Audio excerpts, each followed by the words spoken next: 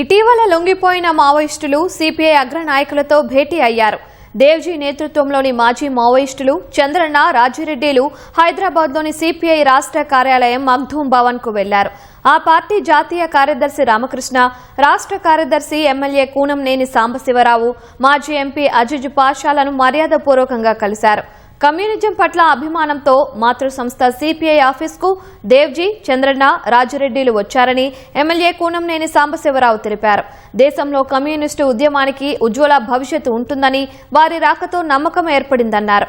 Operation కగార్ను ఆపేందుకు ప్రజా సంఘాలు, communist పార్టీలు ఉద్యమించినందుకు కృతజ్ఞతలు తెలిపేందుకు వచ్చామని మాజీ మావోయిస్టు అగ్రనేత దేవ్జీ తెలిపారు.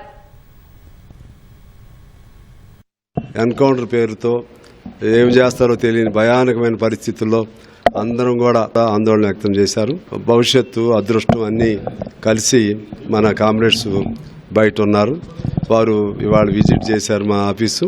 వారికి నేను ధన్యవాదాలు తెలియజేస్తూ, వారు భవిష్యత్తులో ప్రజలకు ఉపయోగపడే విధంగా భవిష్యత్తు రానున్న రోజుల్లో కూడా అనేక సమావేశాలు జరిపి చర్చించి కమ్యూనిస్టు ఉద్యమానికి మంచి ఉజ్వలమైన భవిష్యత్తు ఉంటుందని అందరూ కలిసి ఒకే కమ్యూనిస్ట్ పార్టీ అవ్వాలని కోరుకుంటున్నాం. కగారు దాడి భయంకరంగా కొనసాగుతున్న రోజుల్లో సిపిఐ పార్టీ, సిపిఎం, ఇతర ఎంఎల్ గ్రూప్స్, ఇతర ప్రజా సంఘాలు ఒక ఉద్యమంగానే ప్రయత్నం చేశారు కగారును ఆపాలని.